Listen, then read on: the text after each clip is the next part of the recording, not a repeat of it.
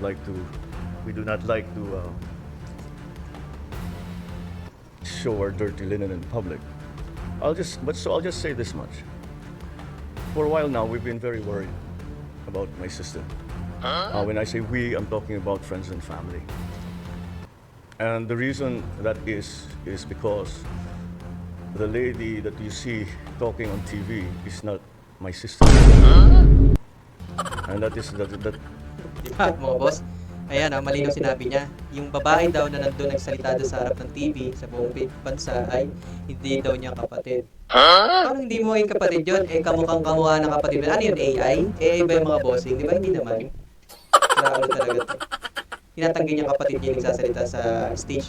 Eh, alam naman na sa sarili ng kapatid niya. that view is shared by our cousins, our friends. Hindi siya yan. Ano nang hindi siya yan?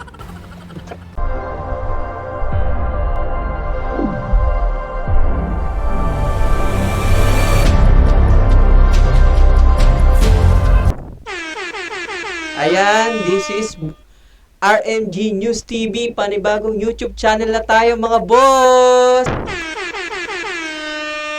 So, for today's video nga pala boss, panibagong araw, panibagong fake news! So, ano ba ang nangyari? Bakit tayo nagpalit ng YouTube channel? So, nagpalit tayo dahil para sa ganun, ang niche natin ay yung content natin, puro balita lang, walang halo. Etong YouTube channel natin ginawa ngayon, puro ang content nito, more on balita lang, reaction video lang mga bossing. Hindi na tayo mag-upload na iba't ibang klase ng niche kasi para sa ganun, hindi magulo yung algorithm ni YouTube. So, bali ang topic natin today, mga bossing, o mga kaibigan, kapatid, ang topic natin ngayon ha, e tungkol dito sa sinabi ni Bongbong Marcos na kung saan hindi daw hindi daw niya kapatid yung nagsalita dun sa grandstand stage na babae. Hindi daw niya yung kapatid, hindi daw yun si Amy Marcos, Senator Amy Marcos, na kung saan siniwalat niya yung kabulustugan ni BBM na ito'y gumagamit ng droga. Biruin mo, sarili mong kapatid, younger brother, tinanggi yung sister niya na hindi daw niya kapatid yun. Ibang tao daw yun. Baluga talaga to si BBM. So, bago natin panoorin video mga bossing yan, kung hindi pa kayo nakaka-subscribe sa ating bagong YouTube channel mga boss, ayan, inimbitahan ko yung mag-subscribe. Ayan mga bossing, click nyo lamang po yung subscribe button natin para sa updating na ating mga i-upload na video ngayon. So, kung halimbawang hindi nyo pa alam yung ating mga iba pang website, ayan, kung nakikita nyo mga bossing, ayan, scan nyo lamang po, yan yung QR code ng Facebook, YouTube, at TikTok account natin. Bali, may tatlo tayong link ng mga social media natin. So, hindi lang sa YouTube, may iba't iba tayong social media. So, simulan na natin mga bossing ang video. Let's go! Ang unang tanong po, Mr. President, kay Raquel Bayan ng Radyo Pilipinas. Good afternoon po, Mr. President. Sir, yung sumbong sa Pangulo Portal, naging... Dito po, sir. There you go. Apo. There. Sir, yung sumbong sa Pangulo Portal, naging effective po siya kasi may direct access po kayo doon. Kayo po mismo yung sumisilip ng mga information na dinadala doon. With this transparency portal, sir, magkakaroon rin po ba kayo ng access dito? And if not, paano po tayo makakasiguro na tama yung mga information na ilalagay dyan? Good question. Tama. We have to, kasi kailangan talaga paulit-ulit natin tinitignan ito to make sure, first of all, that kasi baka mapalitan yung mga information, baka mapalitan yung mga numero, mga date, whatever it is. We will make sure, we will be constantly monitoring this. Mabuti nga na may AI na kasi that makes the job much easier. That it will make sure that the data has not, the base data has not changed. You can already program it to do it every second, di ba? So, yes, we will employ all of those tools. Ang susunod na tanong, Mr. President, related pa rin sa portal, Evelyn Quiroz.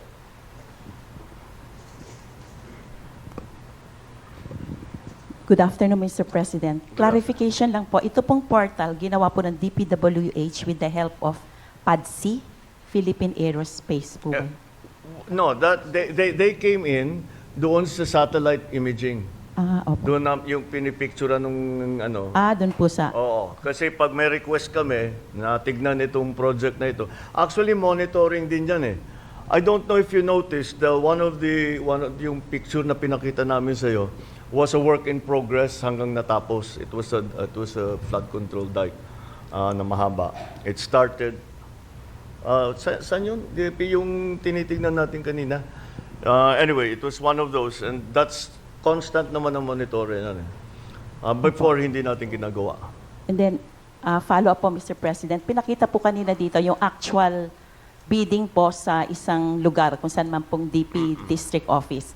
Pero yung pre-qualification po ba, yung PBA, yung before po na actual bidding, kasama din po ba dito sa portal natin? No, because the prequel is not sa back na lang yung pupunta. Yung sa yung the prequel is not done like that way. The pre-qualification is done in an office in pinag-usapan na kinokomperensya yan. So it's not useful for anybody to watch it. Pero kung merong ginagawa doon sa pre-qualification, lalabas sa bidding yan eh. Ba't yan lang ang nag-bid? Ba't nawala si ganito, si ganyan, si ganyan, si ganyan? Di ba? Lalabas at lalabas yan eh. Mr. President, Baka mag-fail bid. last question na lang po. Sure. Yung pong sinabi nyo kanina, nag-start po yung from anong agency, how much, sino po yung contractor, yung pang hanggang sa matapos, meron po tayong picture from start to finish. Pero na-consider din po ba ng DPWH na, kasi po ito pong na-file natin ng mga cases sa Sandigan Bayan, kasama po sa mga inisyong na warrant of arrest, yung po sa mga district offices na mga chief ng planning, sila po yung nag-review o tumitingin po actual sa mga project. Kasama po ba yun na kinonsider din po na pwedeng private na lang po yung para mga PMO na ginagawa ng mga private offices po? Kung pwede. Again, hindi ko naintindihan. Kasi po ngayon, bawat district po, meron po tayong tinatawag na hepe ng planning, Sure. ano po yun, Oo. secretary. Oo. Sila po yung titingin kung ano po yung actual. Yun nga po, dito nga po nagka-problema, hindi ho ba napapalusot? Na-consider po ba, or pwede po ba natin i-consider na magkaroon ng private mga engineers, yung mga PMO na tinatawag po? Para maiwasan po yung maulit ito. Kasi po ang purpose po natin ay maiwasan to, ma-resolve. So, pwede po bang ma-consider yon? Kasi po sa private, yun po ang alam kong ginagawa, Mr. President. Oo nga. Thank you po. Third party? Pwede. Third party inspector? If that's what's necessary, I just hope it doesn't. Basta't hindi patagalin yung proseso, bakit hindi? Who will pay for it? Thank you, Mr. President. The next question from Maricel Halili. Hi, sir. Good afternoon. Good Sir, afternoon. on other issue, after the statement of Malacanang that E.S. Bersamin has voluntarily filed his resignation, E.S. Bersamin also spoke to the media saying that he was asked to resign. So, sir, first, was he asked to resign? Why did you decide to let go of both E.S. Bersamin and Secretary Pangandaman? And what does it say about the cabinet that ES and Secretary Pangandaman were dragged into this issue? Well, you know, the question about the Chief Luke and myself, wala nag-usap na kami. And we understand each other and we decided to keep it between ourselves. There's no bad blood, there is no acrimonious feeling there, so that's fine. Si Sec Mina, because her name was dragged into the whole thing. You know, it makes it clear Na ano naman siya, nautala naman, no? that whatever is going on, kung ano man ang mga questioning, kung ano man ang mangyayari, we want to be sure that she's not in a position where she might be suspected of influencing all that. Kasi when she's out of government, wala na siyang influensya. So, hindi mo masasabing inayos niya yung kaso niya. Thank you, Mr. President. We have time for 2 more questions, Mr. President. All right. Anna from GMA News Online.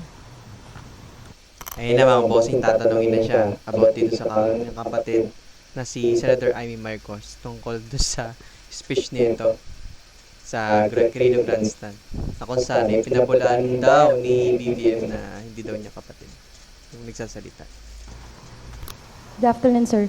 Sir, how do you respond to the drug use accusations made by no less than your sister, Senator Amy Marcos, against you and the First Family?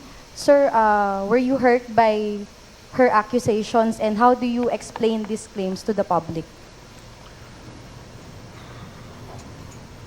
It's anathema to me to talk about family matters generally in public.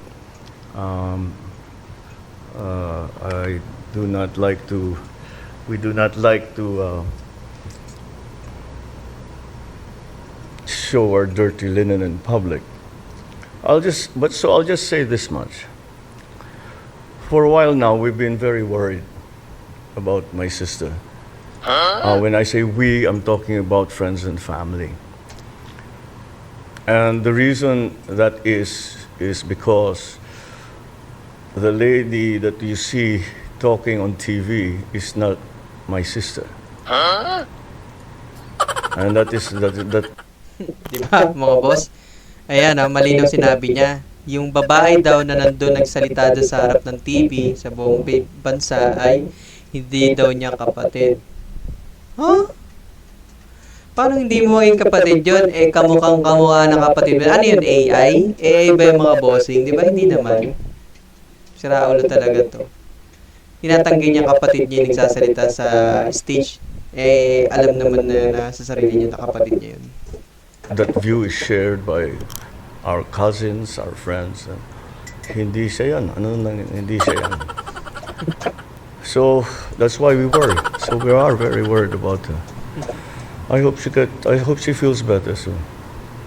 Sir, quick follow-up lang po. Nagkausap na po ba kayo, sir? Or do you intend to talk to your sister? We don't really, we no longer travel in the same circles, political or otherwise. So no. Okay, thank you, Mr. Thank you, sir. President. Thank For you. the last question, Bangag na talaga. Hindi niya alam yung kapatid pala. Hindi niya alam kung kapatid daw niya o hindi yung sasalita. Pero ang sure daw niya, hindi daw niya kapatid niya, di ba?